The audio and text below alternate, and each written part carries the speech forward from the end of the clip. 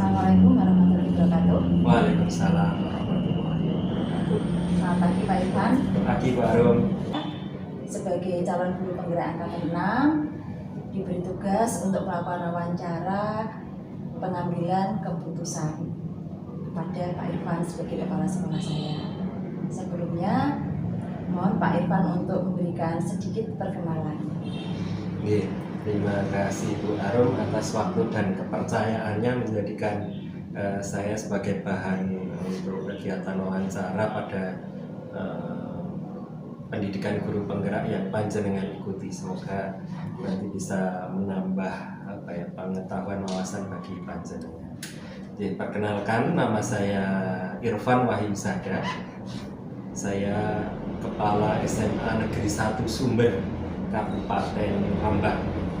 Dalam program pendidikan guru penggerak ini, saya merupakan guru penggerak angkatan pertama. Selama Pak Irfan menjabat sebagai kepala sekolah, mungkin Pak Irfan pernah menemui kasus yang mana pada penyelesaiannya ini nanti menimbulkan dilema. Kalau ada, boleh mungkin Pak Irfan bercerita sekaligus tentang bagaimana untuk teknik penyelesaian dari masalah tersebut. Kasus ini ada guru satu mata pelajaran yang keseluruhannya sudah sertifikasi, namun ini perlu pembagian jam yang adil begitu, sehingga kita memberikan solusinya. Meskipun ini rumahnya itu dekat dengan sekolah, nah ini harus ada terjadi dilema di sini. Kita minta kepada guru yang bersangkutan agar keseluruhannya ini mendapatkan jam pelajaran, maka guru ini kita minta mencari jam di luar, meskipun ini rumahnya dekat dengan sekolah. Itu yang menjadi satu dilema yang harus terselesaikan. Dan alhamdulillah dengan komunikasi, guru itu mau mencari jam di luar untuk memenuhi, hingga kedua rekannya yang lain yang sama-sama sudah bersertifikasi ini memiliki jam yang sama. Tadi berdasarkan kasus yang sudah jenengan sampaikan, menurut Pak Irfan ini bagaimana untuk mengidentifikasi kasus tersebut? Apakah itu masuk ke dilema etika atau masuk ke bujukan moral, Bapak? Sepanjang yang saya pahami, yang dikatakan dengan dilema etika ini adanya dua keputusan yang harus diambil, gitu ya. Yang mana dua-duanya ini merupakan hal yang benar. Dalam dilema etika itu begitu, ada keputusan yang harus diambil dan dua kepentingan ini sama-sama benar, sehingga harus dipilih salah satu. Ini menjadi dilema, milih yang mana atau kita. Dan ketika kita milih yang satunya itu tidak berdampak pada benar atau salah, gitu ya, tidak melanggar hukum dan sebagainya. Tapi kalau itu merupakan bujukan moral, kalau kita merujuk pada aturan-aturan, maka ketika kita milihnya salah, maka yang salah itu termasuk pelanggaran hukum, pasti ya. Itu yang dikatakan sebagai bujukan moral.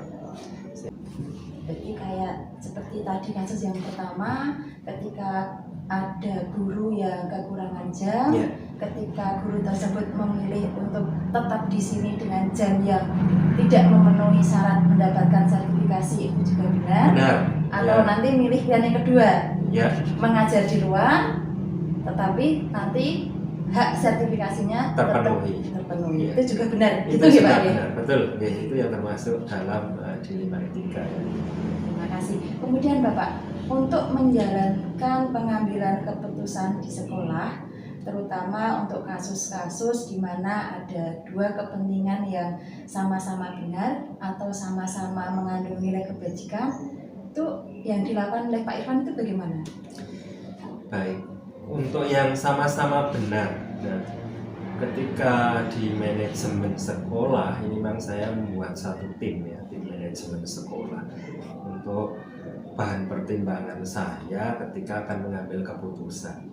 Jadi saya selalu mengedepankan kerjasama dan kolaborasi, terutama untuk berbagai hal dalam membuat keputusan. Jadi sebelum keputusan kita ambil, saya selalu mengumpulkan teman-teman waka yang masuk dalam tim manajemen. Kita minta pendapat beliau-beliau, dan ini termasuk orang-orang yang punya pengalaman ya, oleh teman-teman dipercaya untuk menjadi ketua tim di masing-masing bidangnya. Sehingga dari situ saya selalu meminta pendapat. Kalau ada. Berarti tadi sudah lengkap sekali termasuk dengan langkah-langkah penyelesaian. Kemudian yang menurut Pak Irfan anggap sebagai hal yang efektif dalam mengambil keputusan itu yang seperti apa? Yang paling efektif tentu adanya komunikasi yang efektif gitu ya, dengan para orang yang kita ajak komunikasi, yang tentu mereka punya permasalahan itu, yang berkepentingan di situ, orang yang punya permasalahan itu kita ajak komunikasi secara efektif, kemudian kita minta keterbukaan dari masing-masing. Tadi termasuk yang efektif itu komunikasi, keterbukaan. Mungkin itu yang tadi saya dengar, keterbukaan mungkin juga selain efektif juga tantangan juga ya Pak. Betul. Ya, mengajak orang untuk terbuka itu menurut saya kok juga tidak mudah, tapi Pak Irfan bisa mengajak yang berkepentingan untuk bisa terbuka untuk melakukan sharing, itu kan pasti hal yang tidak mudah juga Pak. Mungkin ada kiat tertentu Bapak? Ya, kan di guru penggerak itu selain materi pengambilan keputusan ada materi coaching. Nah, di materi coaching ini nanti kan kita menggali permasalahan sehingga yang bersangkutan itu bisa menyelesaikan permasalahannya sendiri. Kemudian apakah Pak Irfan punya tata cara atau mungkin waktu khusus untuk menyelesaikan suatu masalah? Macam seperti ini Pak, apakah masalah itu memang harus selesai saat itu juga, ataukah ada jadwal tertentu untuk menyelesaikan masalah-masalah yang ada di sekolah? Untuk menyelesaikan permasalahan kita lihat konteks permasalahannya apa. Kalau memang permasalahannya itu mendesak harus terselesaikan saat itu, ya kita harus upayakan untuk saat itu juga. Berarti dilihat kasusnya dulu ya, kemudian prioritas untuk penyelesaiannya. Dan tadi kalau saya dengar dari dengan meskipun pengambilan keputusan itu saat itu juga tetap memperhatikan tadi prosedur-prosedur dan strategi tadi yang sudah Jenengan sampaikan di awal. Untuk selama ini yang merupakan faktor-faktor yang membantu atau mempermudah Bapak dalam mengambil keputusan itu apa Pak? Saya itu kan di sini berkolaborasi ya. Kepala sekolah itu tidak bisa bekerja secara sendiri, perlu teman untuk bekerja sama dan berkolaborasi. Di sini saya bentuk tim manajemen sekolah. Mungkin selain dari tim, mungkin ada yang sepakat.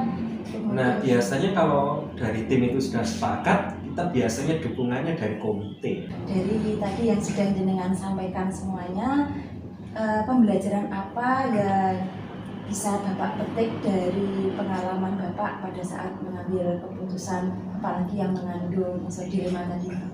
Baik, maka yang paling pokok pembelajaran yang bisa kita ambil ketika menyelesaikannya dilema etika ini, terutama ya kita komunikasi yang efektif itu.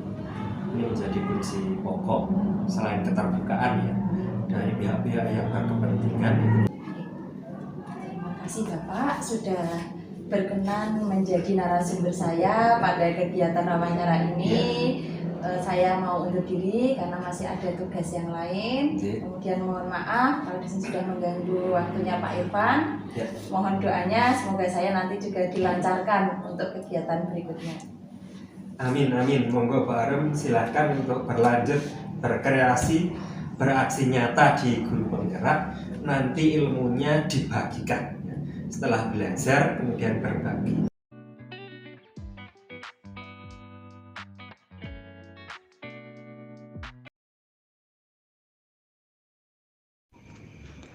Assalamualaikum warahmatullahi wabarakatuh. Selamat pagi Bu Emi. Waalaikumsalam warahmatullahi wabarakatuh. Selamat pagi juga Bu.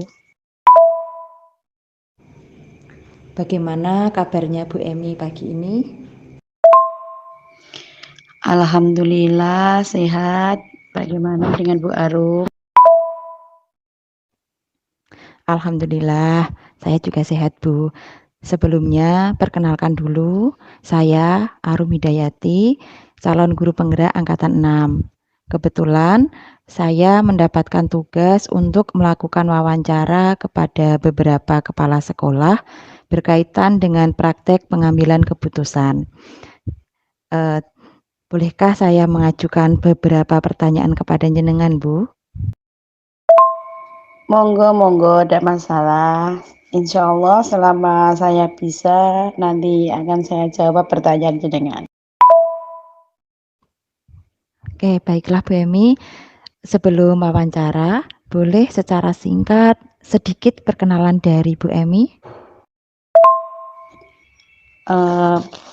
Perkenalkan dulu, nama saya adalah Emi Pujiati, yang pada saat ini saya menjabat sebagai Kepala TK Seroja. Sedangkan saya mulai mengajar tahun 2002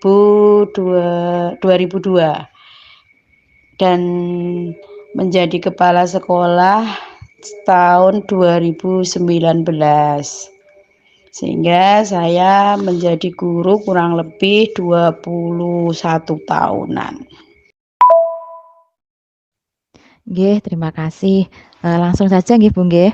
Jadi begini Bu Emi, selama Bu Emi menjabat sebagai kepala sekolah TK nggih, ada ndak Bu masalah yang dihadapi sebagai pemimpin yang mana masalah itu nantinya akan menimbulkan dilema dalam penyelesaiannya? Jika ada, boleh Bu Emi bercerita kepada saya beserta bagaimana cara penyelesaian masalah tersebut. Tentu saja selama menjabat menjadi kepala TK, permasalahan itu pasti ada. Apalagi lembaga kami kan lembaga di desa yang termasuk lembaga kecil nggih. Tentu saja kami terbentur dengan terutama itu masalah pembiayaan. Pembiayaan kami yang begitu besar, sementara wali murid kami adalah dari kalangan menengah ke bawah. Jadi kalau seandainya kami menaikkan untuk biaya SPP anak-anak, tentu saja orang tua akan keberatan dan kami menjadi tidak tega.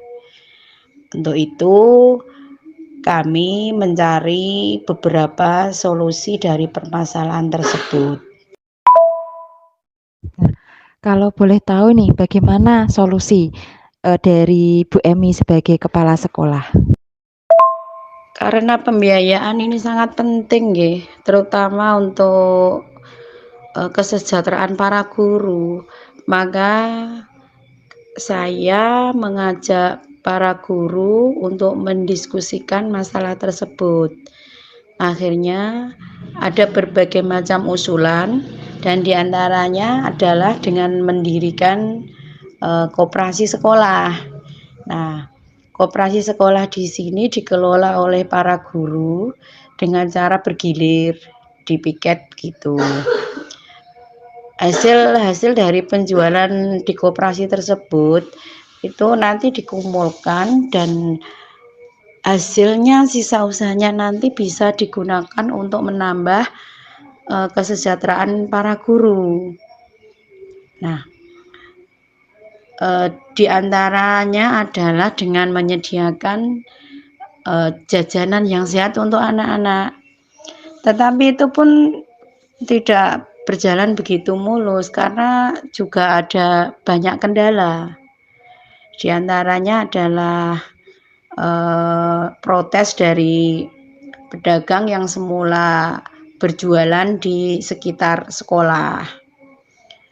Untuk itu, saya mewakili para guru memberi pengertian kepada para pedagang bahwa kita memberi jatah atau menjual makanan untuk anak-anak itu tidak sampai anak-anak pulang, tapi hanya sampai jam istirahat. Tapi nanti ketika anak-anak sudah keluar dari lingkungan sekolah, bisa jajan ke tempat para penjual yang semula berjualan di sana. Dan alhamdulillah akhirnya mereka bisa memahami hal tersebut. Wah, keputusan yang sangat solutif ya Bu ya. Jadi begini Bu Emi, dalam modul yang saya pelajari pada pendidikan calon guru penggerak, setiap permasalahan yang muncul itu nanti ada 2 jenis dilema, yaitu dilema etika, yang mana dilema ini adalah dilema kebenaran lawan kebenaran, dan satu lagi adalah bujukan moral, yang merupakan benar lawan salah. Nah, menurut Bu Emi, bagaimana cara Bu Emi untuk mengidentifikasi kasus-kasus yang muncul? Bagaimana menentukan ini yang merupakan dilema etika dan mana yang merupakan bujukan moral? Begini ya Bu Arum, setiap kasus yang ada maka nanti akan kita pelajari dan kita cermati dulu. Jadi kalau misalnya nanti kasus itu kok ada hubungannya dengan hukum, berarti itu kan nanti kasusnya benar melawan salah. Maka itu saya kategorikan dengan bujukan moral. Tetapi kalau masalah ini tidak berhubungan dengan hukum, di satu sisi benar, tetapi di sisi lain juga benar, dan dampaknya juga sama. Satu sisi benar, sisi lain juga benar, maka dapat dipastikan bahwa itu adalah dilema etika. Dialami Bu Emi tadi nggih.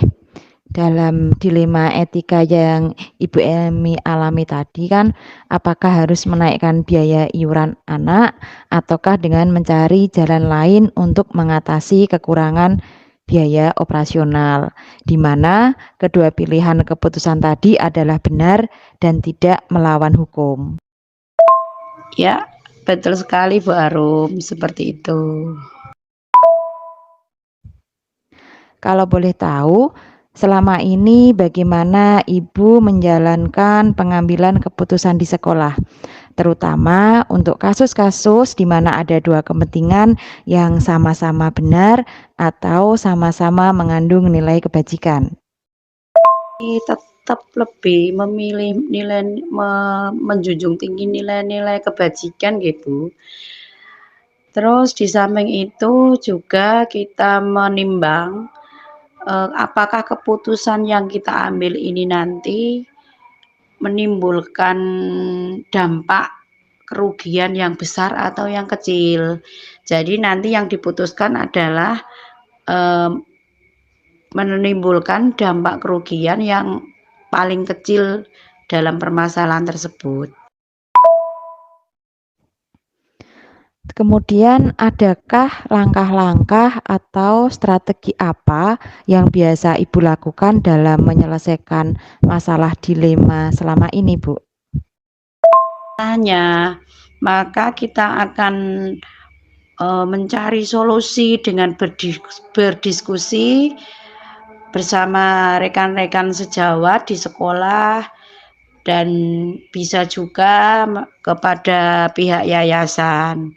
Nah, setelah itu baru akan didapatkan sebuah keputusan.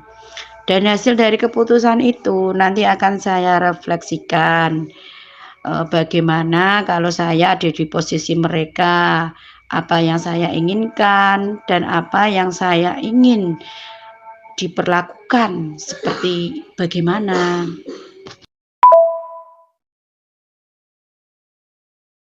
Selama ini Ibu anggap efektif dalam pengambilan keputusan pada kasus-kasus dilema etika seperti itu? Efektif untuk penyelesaian masalah adalah dengan cara berkomunikasi, Bu Arum. Jadi selama kita bisa berkomunikasi dengan baik kepada semua pihak, terutama yang mempunyai masalah atau yang mempunyai kepentingan, maka nanti akan terjadi komunikasi yang lebih intern, mereka bisa terbuka menyampaikan apa yang mereka inginkan dan apa yang mereka harapkan, seperti itu. Menurut Bu Emi, adakah hal-hal yang merupakan tantangan dalam pengambilan keputusan pada kasus-kasus dilema etika, Bu? Ya, karena kalau tidak ada keterbukaan dari semua pihak, maka komunikasi kita kan menjadi tidak lancar. Akhirnya permasalahan tersebut akan lama untuk diselesaikan.